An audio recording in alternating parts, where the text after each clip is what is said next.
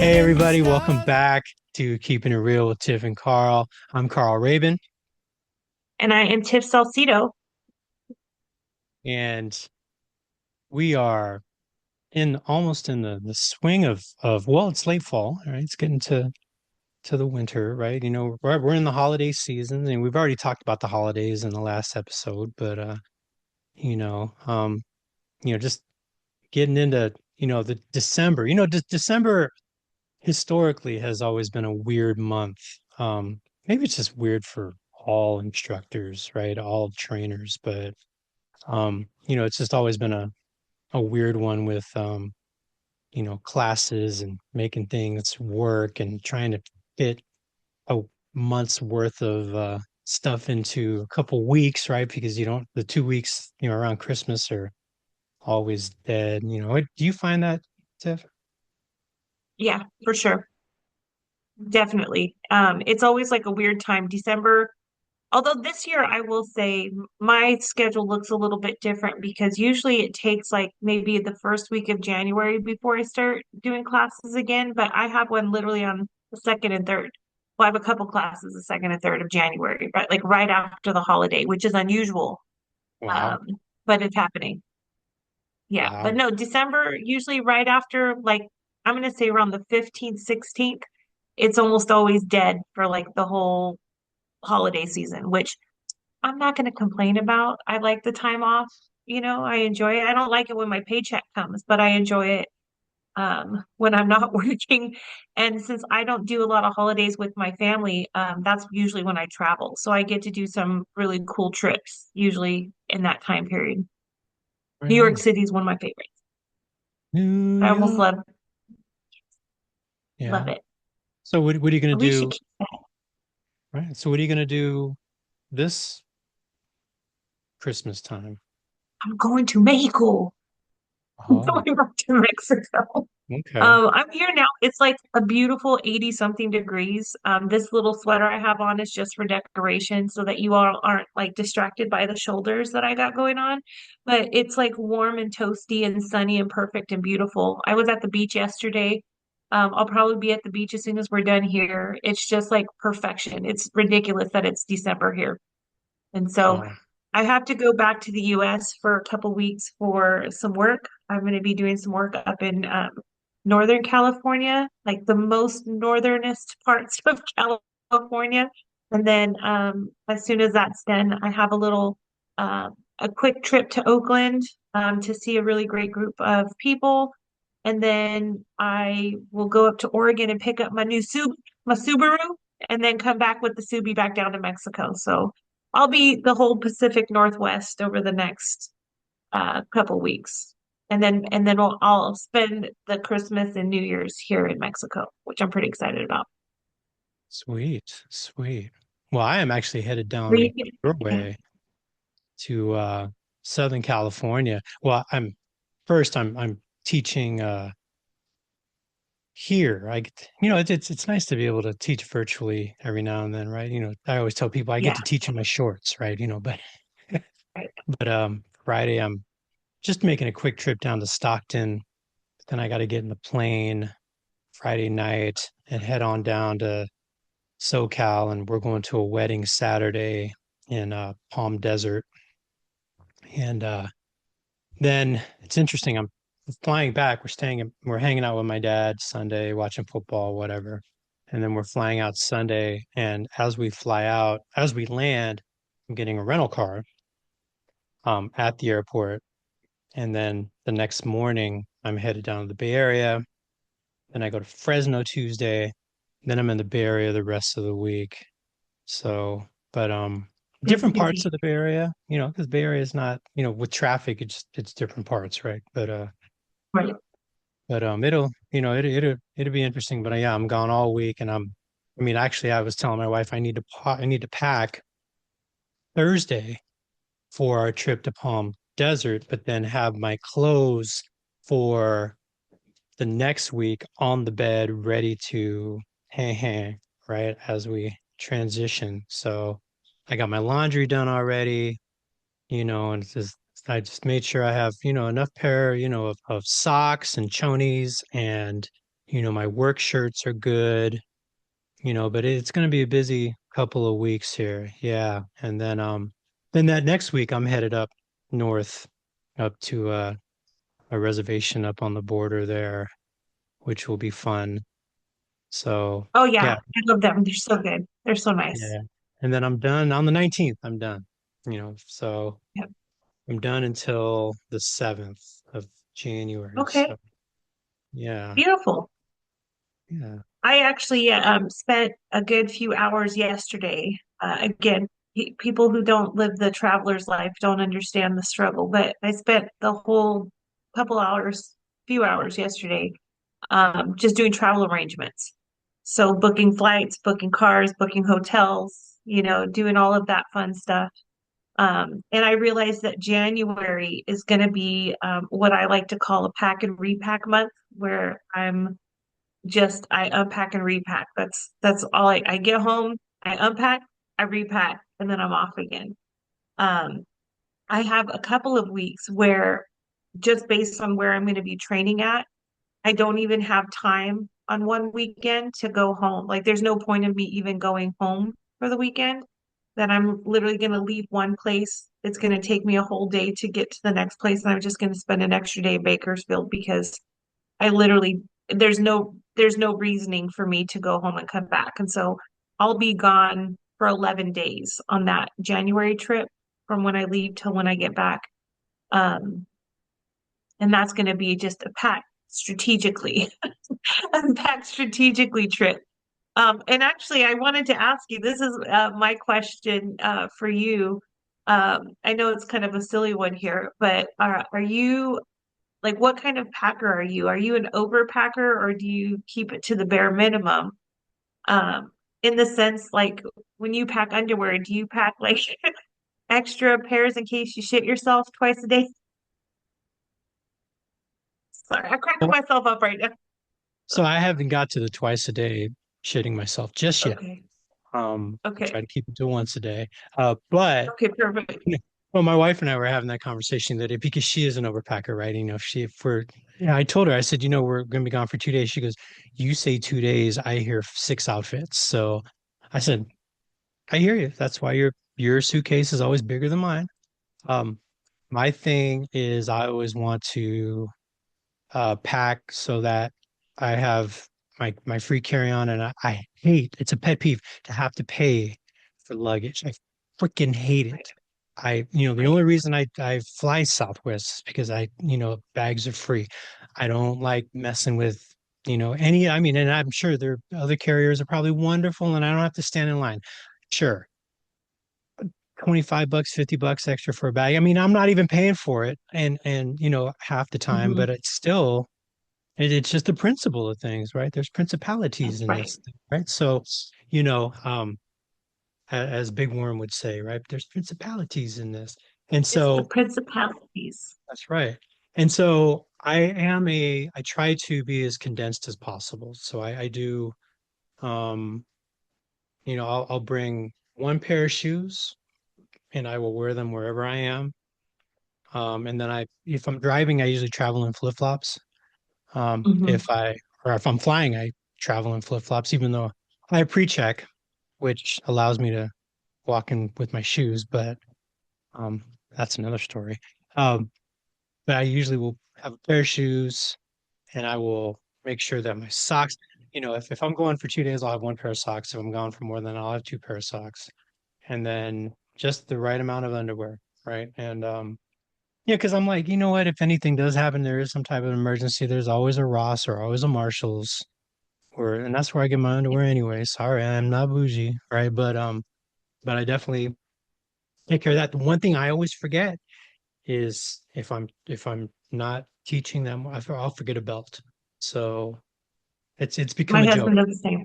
It's become a My joke. My husband wife, does the same. yeah, she always says, "Do you have your belt?" Yes, I got my belt. Right? She goes, "I want to see it." Right? So, um, but yeah, and then so yeah, I'm a pretty Spartan packer, right? I'll throw in a pair of jeans, maybe, it depends on how long I'm gone. But Mhm. when I went to San Francisco 2 weeks ago, I had a pair of jeans, two shirts. I'll have house shorts and a house shirt that I wear, just like if I have to go down to the lobby for something or pick up a Mhm. DoorDash or, get something. But not something, and that's probably a question. But then yeah, so that's pretty much it. I try to keep it as, as Spartan as possible. And then I try to have two copies of everything in my luggage, although I have a electric toothbrush that I take with me. So, but I have an extra cord in the luggage, right? So, just that's the life of a trainer, right? Life of a traveler. You always got to figure that out. So that's an interesting question. Um, it led me to. How about you? How about you? So how I pack depends on am I flying or am I driving? So Mhm. if I fly, I'm with you. Um, but I don't want to be separated from my luggage. And so it's whatever I can fit in a carry-on. So I will make sure I can make a carry-on. So I've gotten really great about um packing to where no matter how long I'm going, whatever fits in a carry-on. So if I'm going for a few days, I might fit an extra pair of shoes in there. But if I'm going for like a long amount of days, it's one pair of shoes and my Birkins. I'm always with my Birkenstocks when I fly. So um but I do always pack for whatever reason, like ridiculous amounts of extra undergarments just in case. Like again, I've never had an experience where I've had to go change them in the middle of the day, but you never know. So I'm always prepared. But what one of the things that I do not love about myself is that when I am packing, like I'm not a I don't try outfits on. And I don't like to repeat outfits. I know that's kind of a stupid thing, but as a speaker, you're like in front of people and they're looking at you. And so I try to like remember what did I wear last time I was here so I don't wear exactly the same outfit. I don't want people thinking I just have, one shirt, one pair of pants, or one dress. So uh, I try not to repeat outfits. So I put some thought into that. But one of the like again, my worst habits is that I will pack things I've not worn in 4 years and been like, I should wear this shirt that I pass over every time it's in my closet. And I should take that to this trip I'm going on. Because this will be a great time to debut this one shirt that I haven't worn in 4 years for whatever reason. And then I get to wherever I'm at and I'm getting dressed in the morning, and then I'm pissed off that the shirt doesn't fit right, or I don't like the way it looks, or some other ridiculous thing. And so that's like for work travel. I do that all the time. So I'm actually kind of known for doing midday wardrobe changes because I'll wear like the stupid shirt that I don't love. And then at lunchtime, I'll go find a store and get a new shirt and I'll come back with a different outfit on. Do that shit all the time. My husband, it pisses him off. He like, you didn't have that when you left. I'm like, mind your business, sir. Mind your business. Same thing with shoes. I'll be like, oh, I'm gonna wear these shoes. I haven't worn these shoes in forever. And then halfway through the day, I'm like, oh my God, now I remember why I don't wear these shoes. They're so uncomfortable. And I'll go buy a new pair of comfortable shoes at lunchtime. So I keep local businesses going wherever I'm at. Um, but when I drive, I tend to pack a little bit more, especially like my toiletries. And I say toiletries like I won't use hotel shampoo and conditioner. I'll bring my own. I don't usually do that if I'm flying. I'll just use whatever the hotel has. Um, but I have to bring makeup. I have to bring accessories. I have to bring my hair stuff. Like there's a lot that goes into being poofy. So I have to accommodate for that as well. But but I will say, if I have a plan, I can be really good. Like when I went to Italy for a month and I fit everything in a backpack. I literally backpacked through one country and I brought like two pairs of shoes and enough outfits where I would do laundry every third day or fourth day. And I just kind of recycled the same outfits over and over again for the month that I was there. And so I can pack light. I definitely can. But if I have the option, I probably wouldn't. So it depends. It really depends. I would say my most toxic trait, though, is I pack stuff that I wouldn't wear at home, and I don't know why I think I'm going to wear it in a different town. That's my most toxic trait. And I won't get rid of it either, by the way. I've gotten really good at the stuff that I'm like, oh, this didn't feel right, and I had to buy a new shirt. I try to now donate that as soon as I get home so that I don't fall into that trap again. So I'm overcoming my toxic trait. I'm realizing the toxicity of it all. Yeah. Yeah, I just got rid of three suit jackets and two pairs of suit pants this weekend, trying them just because I've lost a little bit of weight and they don't quite Right. fit.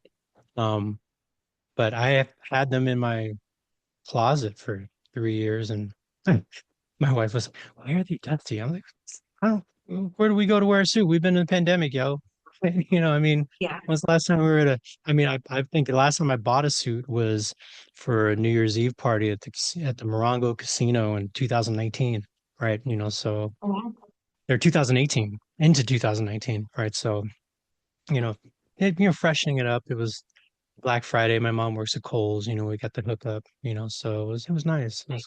go Kohl's cash, right? So you know, yeah. So I'll have a fresh new fit for the wedding, which is interesting. So Beautiful. yeah. And so my I question am. for you. Yeah. Oh, go ahead. Go What ahead. was that? No, I already forgot what I was going to say. Go for it. Uh, my question is based off of what I was just mentioning. Packing stuff for the room or for the hotel.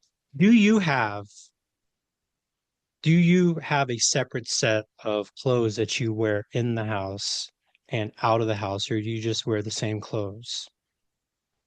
Mm. So I'm going to go with the solid it depends. So solid it depends. So I am now all about comfort. Okay. I just don't like to be uncomfortable. And so jeans, for example, I like to wear jeans like out, but the moment I walk in the door, those jeans are coming off and I'm putting something else on, right? I don't want to sit on the couch in a pair of jeans, or wash dishes in a pair of jeans. I just don't. It's not my jam. And so, like for example, when I'm here in Mexico, I dress like a hobo. I think you don't even want to see like the actual outfit, or maybe you do want to see the actual outfit. Let's see if I can give you a demo. I put on this sweater to be professional, but I literally have on uh like I was gonna work out today. I have on like a workout shirt with look at these pants. Oh, I wonder if you can see the pants. Look at Oh these yeah. ridiculous like peacock Oh, looking peacock genie pants pants. I have Yeah. on. Yeah. I'm like the most eccentric version of my style comes out here. Yeah. It's uncomfortable all day. I'm wearing these peacock genie pants. They're almost like MC Hammer pants with like Hmm. fitted crotch. That's literally what I'm wearing. Um, That's and so these for here, these are both my inside and my outside clothes. okay. So I'm very comfortable. We're gonna go when we're done here. I'm gonna go have dinner at this little beach bar, and this is what I'm gonna wear, and nobody's gonna bat an eyelash at me. Nobody cares. Okay.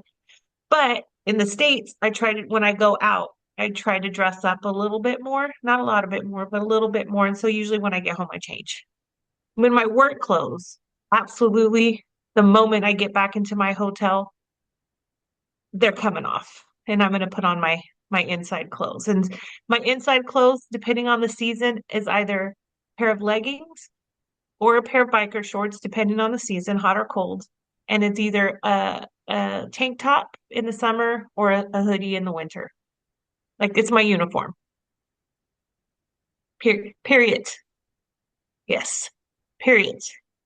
And lately, it's been kind of funny. I know this may be TMI, maybe a little gross, but like lately, because we've been in Mexico, I gave my mom my room. We've been sleeping in our RV. Like by the time I get out to the RV, I've been forgetting like sleeping clothes. Normally at home I just take everything off and just sleep in my birthday suit, right? But I don't necessarily want to do that in case I have to make a quick getaway out of the RV. But I've been like, oh, forgot to bring like a shirt. So I've been making my husband give me his t-shirt at the end of the day, and I've been sleeping in his dirty sweaty. It's not sweaty, but his dirty t-shirt is what I've been sleeping in. So that's definitely outside clothes in the bed, but the dog is also sleeping with us right now, so there's absolutely no rules here. I wouldn't do that at home, but I do it here, and it's fine. Cool, cool. And Yeah, I I have. just have to say, it's kind of funny. Every morning he wakes up and he says, "Where the hell did I leave my t-shirt?" I'm used to that. Yeah. No, whenever I get a new shirt or something, or if or a hoodie or something from a concert or whatever, my wife's like, "Oh, great, we got a new shirt." So Thank you. I I have say the same. I bought a robe at Cost Plus that I love. I've actually had to buy it twice because I washed it one time and it shrunk on me. And so I went and bought another one. And my wife wears it more than I do, but she has like five robes, right? But mine is Yours is different. yeah. And I'm like, well, why don't you go in your closet and grab your robe? She goes, well, but yours is right there. I said, okay. So I'm a good husband. Okay. Right. But You she know what I tried to tell my wash it. husband? Well, Uh-huh. No, I just say I tell my husband legally half of this stuff is mine, so I'm just gonna use my half. So yeah, fight me, fight me. yep. But Anyways, go ahead. she washed it and she air dried it, but it still shrunk. So now it's just a little, the arms come up to, and it's just not as snug. And because it wasn't dried, or the fabric softener was just has a weird feel to it, and it's just not as much fun as it used to be. But then, I mean, what do I do? Not wash it and just, you Right. know, Feel grimy. yeah, have the Yeah. odor de Carl, but oh no, that's not, no, eau de Ooh, de toilette, Carl. eau de Carl, Ooh, de Carl. yeah, Carl water, Yeah. yeah, but yeah, I have uh house clothes for sure. I have house shirts. This is not a house shirt. This is actually an outside shirt that I will wear when we go places in the summer or the spring. Mhm. Um, but and for the purposes of podcasts and things like that, or casual business meetings. But I do have, house shirts, usually muscle shirts or tank tops, or just old worn shirts. And then I have like five or six pairs of shorts that I just use around the house. Two of them were just they were so short. I don't like short shorts. I mean, I grew up in the Michael Jordan era, so I like, shorts like 10-inch ones that go down at least to my knees. Anything that's right above my knees are booty shorts for me, and I don't. Um, it just doesn't feel right being out in public with booty shorts. And so I use those as indoor shorts, but try to stay shorted as much as possible. So when I'm done when I get home, if I have to wear jeans or slacks or whatever, I put my shorts on as soon as I get home or get to the hotel room, and I use my house shorts for hotel shorts as well. I don't could care less. I'm just trying to get it done. Right. But yeah, it's different. I've had you have two different pairs of clothes. I said, well, yeah, because I mean, these house clothes, I can just throw in the dryer, and that doesn't really matter who they are. With the outside clothes, I usually hang dry because I don't want them to fade. I can be a tightwad with my money about my clothes, and so I don't even know if I'm a tightwad. I just don't want my clothes to fade. I don't want them to go bad, and you know, I'm picky about that too, though. I feel you on that. And I have more clothes than I'd like to admit, to be honest with you. I buy way more clothes than I need. And I've gotten really better about it. Like this is how I knew I was reforming. Like one of my favorite stores, I was like super platinum diamond, extra special, crowned member, and then they sent me an email like 6 months ago. They're like, "You've been downgraded to the next status," and I said, "Oh, it's working, right? Like it's working," which is a good thing because I don't need anything. I don't need any clothes. I have everything I need times 27, and so that's like one of the things I've been really trying to work on is the retail therapy because I'm like, ooh, it's on sale. Like I didn't spend any money on Black Friday. Not a cent, not a dime, not a cent. I bought nothing. I need nothing. So that's something that I've bought in excess for years. I've been definitely like a consumer of all things. And I'm like making a conscious decision to not be a consumer of all things, to just buy what I need. And not for financial reasons, but for, I think, more ethical reasons. Like I don't need to live in excess. And there's better things I can be doing with my money than buying the 57th black tank top. Why I have a thing with black tank tops. I've got a black tank. I could wear a black tank top every single day from now until like 4th of July and never repeat a black tank top. That's the situation I'm in. And there's no need for that. I admit, for all of you listening, I know it's a problem. I'm working on it. So when I, by the way, when I go to stores, I find the black tank top section. I'm like, ooh, I Mhm. don't have this black. And I'm like, no, you don't need another black tank top. You don't need anything. So I've been really, really focused on not needing anything. I'm really trying to minimize my economic contribution to the economy for things that I don't need, and I don't need anything. I need help. I need help in not buying things. I need new glasses. That I do need. I need new glasses. But other than that, I don't need anything. I I'll need get glass. those. Don't worry. I need glasses, Yeah. period. So yeah. Yeah. Mm, mm. It sounds like a topic you could introduce in a coaching session to Ooh. which is what we are here to talk about today, right? So, you know, Yes.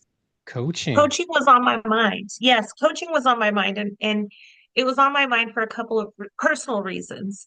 I was really excited about you finishing your program. I know you've been coaching for a long time, but to get that certification is definitely an accomplishment. And I'm so proud of you, Carl. So proud of you. Thanks. And I was thinking about it from my perspective too, because I just scheduled my International Coaching Federation credentialing exam, which is like the second part. Once you finish like the coursework and you get your certificate, you have to accumulate so many paid hours and then you can apply to become accredited and then you get some extra letters behind your name. And so I've been lagging. Can I tell you? I've been lagging on doing it, but I decided it was time to do it. And so I scheduled my exam right before we came on here.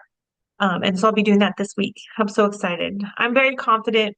I don't like to be overconfident, but I'm very confident that I can pass the test. The program we both went through UC Davis, I think does really great job preparing you for the terminology and the framework and the core competencies for the test. And you get so much practice in doing it that I think that you're on the right track. And so I've had a lot of people from my cohort or who are already at like the PCC level, which I think is amazing given that it's only been a year.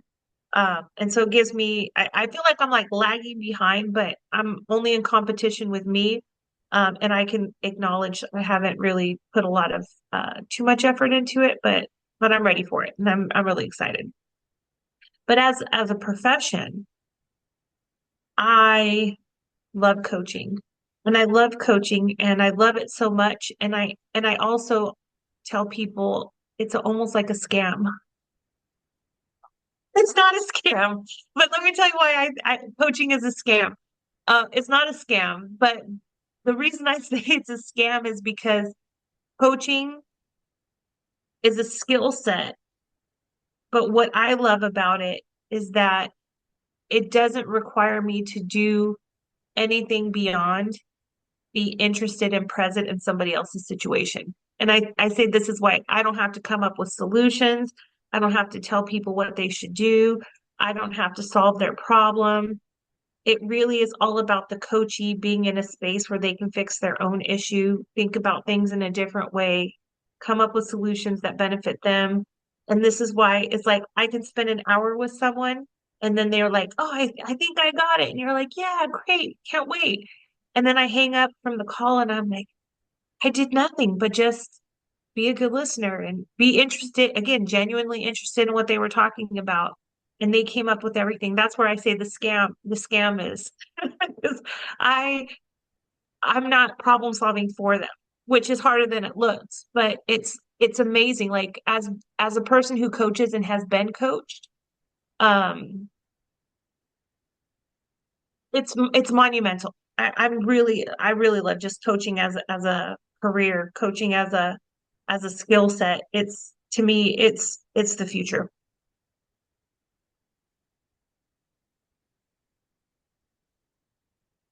Yeah, I'm right there with you. I really enjoy it. Um, I feel, like I said, I've been coaching for a while, but I didn't really I had been kind of coaching just, I don't know, by the seat of my pants, by what I'd learned and just with my instincts of what, I had been taught in some of the other things that I've been certified in conversations and whatnot. So, and just mentoring with folks. And so it was really eye-opening to be in that program, uh, just because it really took all of the things that I thought was coaching and or all of the things that I was doing, and it just kicked it up a notch. It really stripped down all of the habits that I had, and allowed me to really have a different way of approaching conversations with people, right? And so it was definitely important. It was helpful, and it made me a better coach. And so I really do appreciate going through that program and learning so much from it. So yeah. Hmm. I have a question. Like what drew you to coaching as a profession? So I've that's the I've always wanted to do that. I always thought it'd be cool to be a guidance counselor, school counselor, career counselor. I've worked with I I ran a boys and girls club for a couple years, right? I was a coach for 10 years, 13 to 15-year-old, kids in baseball and softball, right? And then I was training to be a teacher, and I did some actual work as a teacher.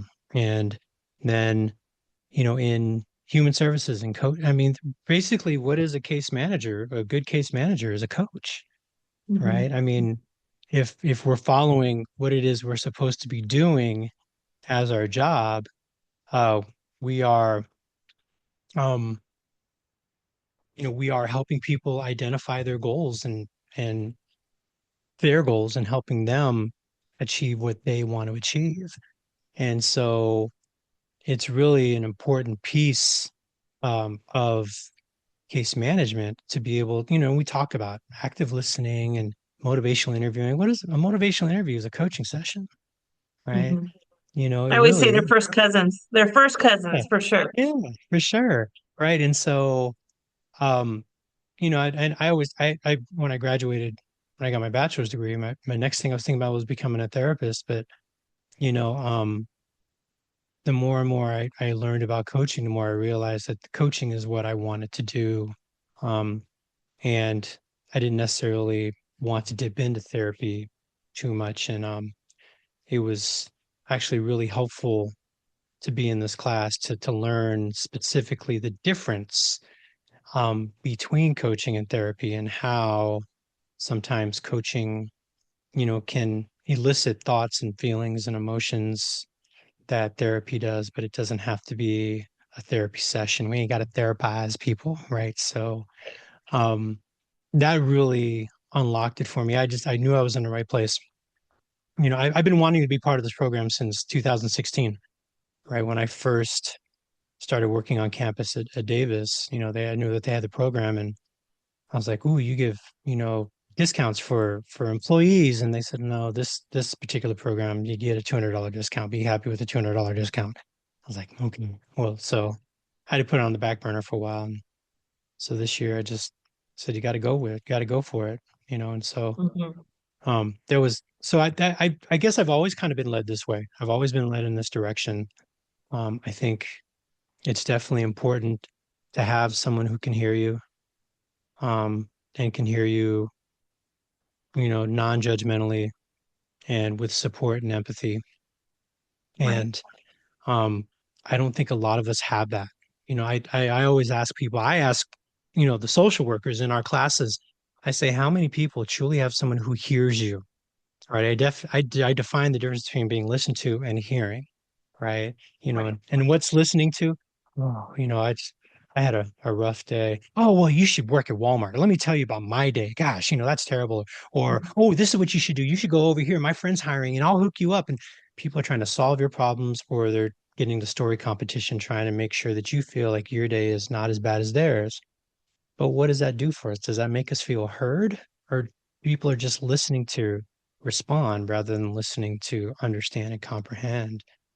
Right. And it's such a huge piece. I mean, most of us, we listen to respond in regular conversation with people, right? It's, I call it verbal ping pong, right? I say something, you say something, I say something, you say something, we go back and forth, and we're watching, you know, this go back and forth, and we're listening for keywords, and then we're going to respond to that, right? And Mhm. that doesn't help the other person feel heard, doesn't help them feel validated, doesn't help them feel supported or empathized. It just, we start solving their problem. And most of the time, people have the answers to their problems. They just need to get stuff off their chest, right? And so Yeah. I always tell people it's the difference between, and mom, if you're listening, I love you.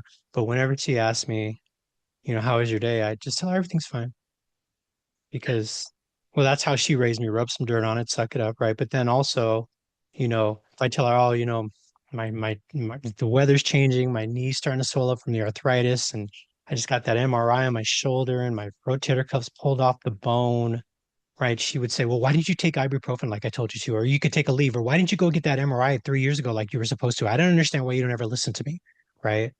Which makes me regret dumping that on her, because she's trying to leave my pain. I'm her 52-year-old baby, right? And so she That's right. wants to take care of me. I get it. But then I call my dad. He's like, hey, what's going on? Oh man, the weather's changing. My knees, hurting, and my shoulders hurting. He goes, oh man, that's rough. He goes, I can feel you on the knee, but in that shoulder, huh? That's what's going on with that, right?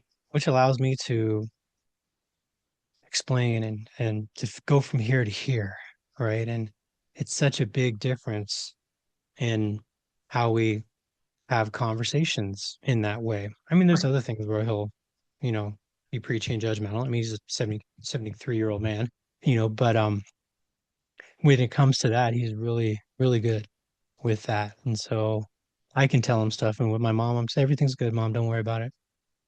But then she does that to me too, right? I came back Yeah. from a trip to in the summer, and she just texts me, are you home? I go, yeah, I just got home. She goes, oh, can you take me to the emergency room real quick, right quick, Quick. right? Yeah, I need to go to the emergency room right quick. No, no. Well, why? Yeah, sure. Why? Right. And I didn't even ask why. I just, sure. So she's Yeah. sitting out in the parking lot waiting for me. And she walks in the car. I said, what's going on? She goes, oh, Kaiser just told me they probably want me to come in. I'm getting shortness of breath. How long have you had shortness of breath? Oh, for a couple of weeks now. Couple weeks. Well, it's just my congestive heart failure. Congestive heart failure. Yeah, it's Yeah. that thing I go in for, once a week, and or once a year, and they drain the fluid around my heart. I said, Mom, it's been 3 times this year. Oh, well, I guess I wasn't paying attention.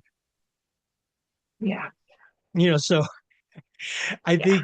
think, she does it because that's how she is. But at the same time, if I want to feel supported, or I just want to vent, it's great to have a sounding board. It's great to have somebody who can allow you to talk through what you want to talk through, whether it's a solution or just being able to let feel something, right? So Right. so that I think that's such a huge difference, and I really appreciate being somebody. I want to be somebody that can hear other people, and I want to be that sounding board for other folks, and I want to help them to realize that they have the answers to what it is that they're searching for, and how can I help unlock that? So yeah, Yeah. that's why I'm here. Yeah. I got into it because I think for a lot of the same reasons that you brought up, and it being just part of how we work without knowing what we were doing, right? As a case manager working with people in poverty, trying to help lead them to employment, you do a lot of coaching without realizing that's what you're doing. Well, not everybody does, but I know that was definitely my approach. But the reason I really wanted to do it professionally is that as an instructor, I find myself like teaching the courses over and over again, right? So, for example, a county or an organization might come and say, oh, and especially like the type of courses that I teach, because I do a lot of like soft skills or conflict resolution or communication. So, what would happen is there's something happening in the organization, and they're like, oh man, we got people fighting, or there was that one thing that happened, between Kyle and Tara, and we got to deal with that. And so let's have a training on conflict resolution for everybody because we can't address it one on one. We can't single out the two people having the conflict. So we're going to do training for everybody. And so we do the training, like, here's some skills, here's how you practice it, but it doesn't resolve the issue. And so what I was finding is that I was getting commissioned to basically do the same training with the same people over and over again, and nothing was changing. And so at that point, I feel like I'm wasting their time, I'm wasting my time. It's not a lack of information, which is what training is for. Training is to correct lack of skill, information, ability. It's about buy-in, motivation, connection, and now for me, accountability. And so that's where my desire to coach came from. It was to fill the gap after training to really be able to follow up and change behavior. That was my mindset. Now, once I went through the program, I realized I had it all wrong. Once I learned really what coaching really is, it's not about that necessarily. It is and it's not in part. It is about accountability, and it is about helping people grow and develop, but not on my terms, it's on their terms. And so that was like the shift for me. It's not about a continuation of what I taught them. It's really about what is it that they want and how do they want to go about that. So I went in with my one mindset, but I came out with something completely different. And what I came out with was far better than what I ever could have imagined. So um, I just know, like, let me use my words here. My cohort, I think that we had about 36 people in my class. And people were from all over the place. We had one person who was a waitress at Olive Garden. We had another person who's vice president of a healthcare company.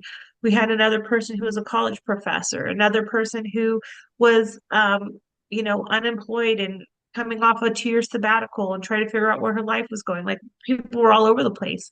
Um, and through our discovery, again, part of the coaching program is you coach each other. Like, you learn a lot about yourself, you learn a lot about other people. And it was just really, really interesting to me, like the human aspect of coaching.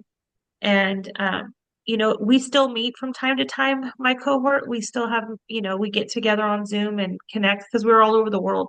We had people from all over the world in our group. I don't know if you had the same experience, but we had doctors. I had a doctor in there. I mean, just so many interesting people. It was just a really great group.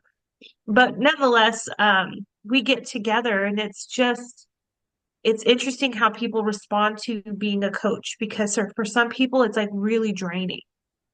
We have one person in my cohort that's just like, oh, I'm exhausted at the end of every session. And I tend to have the opposite experience. I always feel really energized at the end of a session because I really enjoy watching people grow. Like, it's just, I don't know how you are as a coach, but I'm going to tell you, there's something I look for when I'm in a coaching session. When you ask that really good question and they go, huh, and they have to think about it. Oh, I was smoking a fake cigarette. Like, oh yeah, that was a good. Like it's like the most satisfying moment for me is when you really like see them and you tap into something that they maybe never considered and it takes them back. It's like like a universal physical response where they lean back, they oftentimes look off into the sunset and they're really like processing. And that's when I'm like, this was a great session. So when I get done from those coaching sessions, I hope none of my coaches see this, but just thank you for that. I usually, when I'm done, I'm like, oh, it's so good. I'm so energized at the end of it. And because, we maintain confidentiality, I can't go out and share like, oh, I just asked this really great question. I just have to high five myself and just be really glad that, again, I could be present in that moment with them, which is just, I don't know, it fills my cup every single time. Every single time. I love it. I love it. Right on. And yeah, no, it fills my cup as well. And it's completely extremely fulfilling. And I am exhausted at the end of every session. Are So you? I think we're different. You're definitely more of an Yeah. extrovert, and I'm an introvert, the I and the S, right? Yeah. Um and so but I it takes a lot, you know, for folks like me to give energy, right? And it's hard to do, full day classes. It's hard to do back to back, coaching session, back to back podcasts, right? Right. Those things like that. Um, but it definitely is worthwhile. I don't mind giving my energy to other people because like I said, I don't think we have enough people who, do that for other people. Right. So but it definitely, it's fulfilling. And at the end, I'm like, oh, that was great. I'm gonna go lay down. Yeah. And so, And see me, I'm like, ooh, yeah, I should repaint the house right now. yeah, going to the beach. Yeah. All right. So, Yep, exactly. yeah. So, just let me ask you, what do you think um was something? I know you said that you learned it was about them and it's not about you, but what specific skill do you think you picked up that really made a difference in as a coach and in the coaching program? Or how has your coaching style changed as a result? So so one of the things that I think was different for me is that I realized and I knew this intuitively, but I think I realized it more is that it's not my job to have a solution. And that the goal was to hold people capable of coming up with their own solution. And as an instructor, moving from like an instructor to a coach, it's a different paradigm. You really have to think different because as an instructor, part of your job is to have answers and to have skills and to have models and to have framework for whatever it is that you're teaching. And so you have to be the expert in whatever it is. And so as a coach, you can still offer resources and the coach E is the person who's going to come up with the solution. So I think the thing that had to change for me is to not let my mind go to, oh, here's what you can do, right? Because that was like my instinct. Oh, you have this problem here, here's what you can do.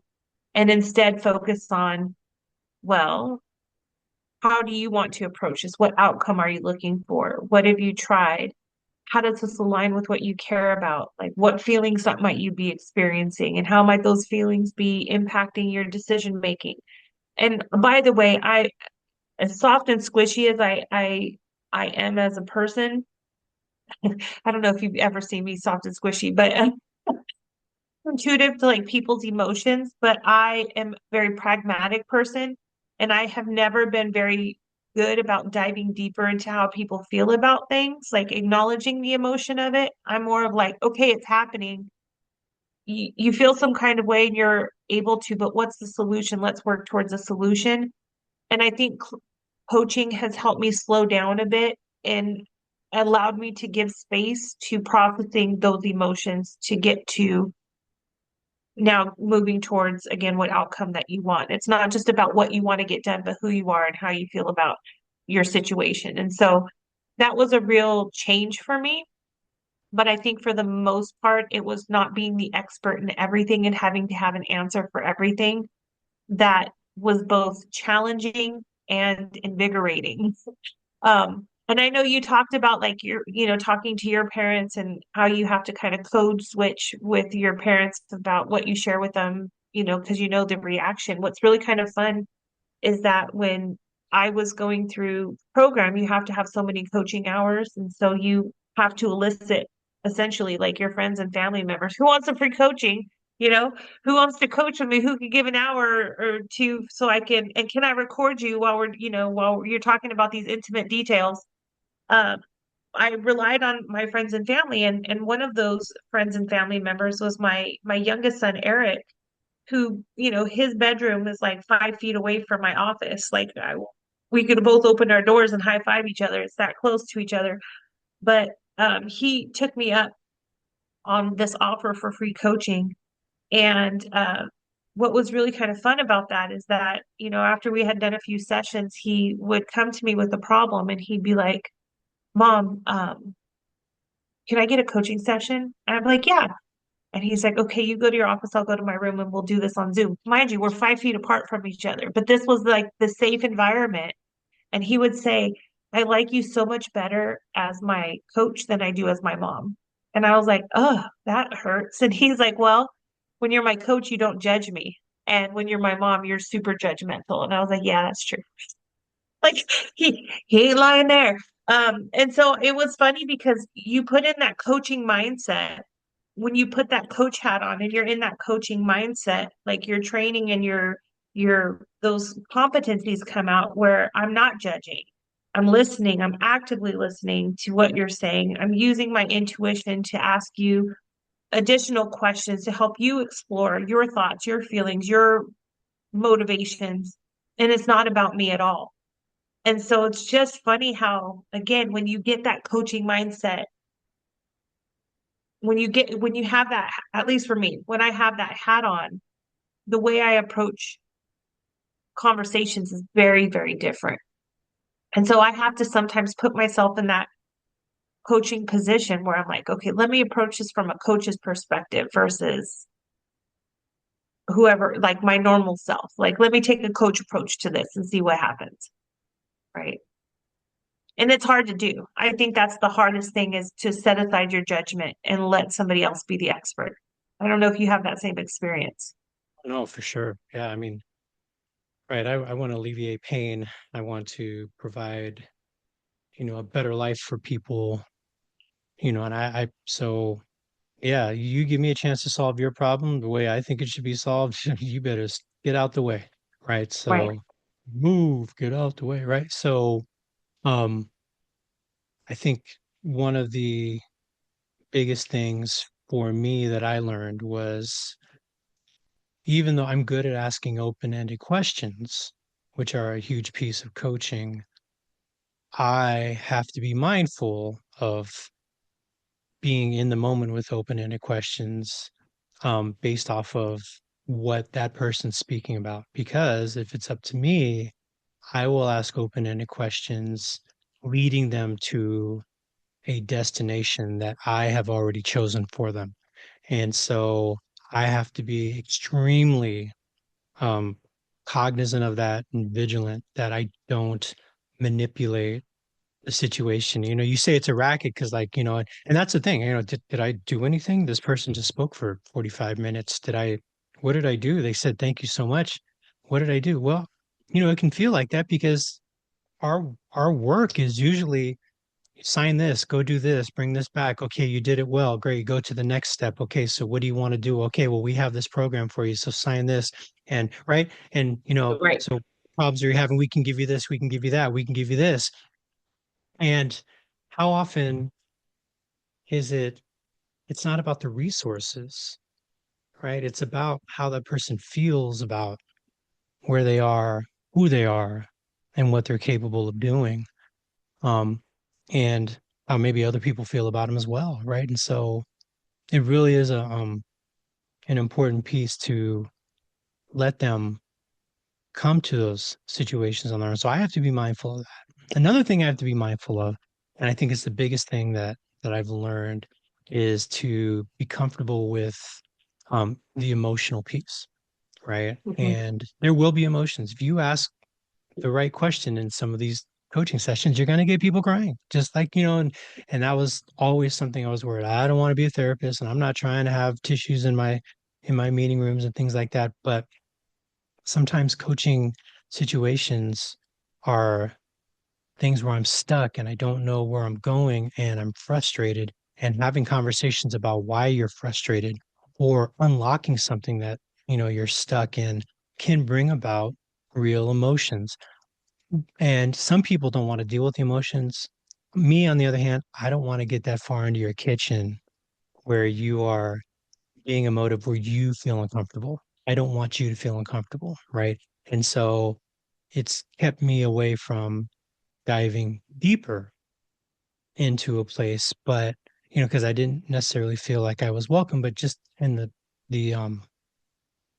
in the span of the program, what I really, really realized was if you're having the right conversations with people up front and you're identifying the reasons why they want to have these conversations, you are welcome. You are Yeah. welcome. You have permission, right? And so, getting into the why, right, rather than because I can solve your what problem all day. You're having car problems. Okay, well, this, that. We can talk about, what can you do, but who are you that's keeping you from accomplishing what you want to do or what you can already do is definitely something that most people don't ever, get to in a regular conversation. We're always trying to solve their what, right? And just trying to solve their problem in general. And so Yeah. that's a huge piece. And the way that I got to it was, one of our instructors, Lori Cozart, she mentioned, um, and I said, I don't want to feel like I'm, in therapy. And she said, a coaching session can be therapeutic without being therapy, right? Because it's like it's aspirational. It's unlocking goals. It's talking about, where you want to be. And I think that's definitely a huge piece. You got to dig in, you got to talk about, well, what's kept you from doing that, or what have you done in the past, which may bring up, oh, my parents never loved me or anything else like that, which is a conversation, for your therapist for sure to dig deeper into. But it can be, well, what do you think, how you're, in fact, you say your parents didn't love you. How do you think that's affecting you in going from a line staff to a supervisor? Yeah. Right.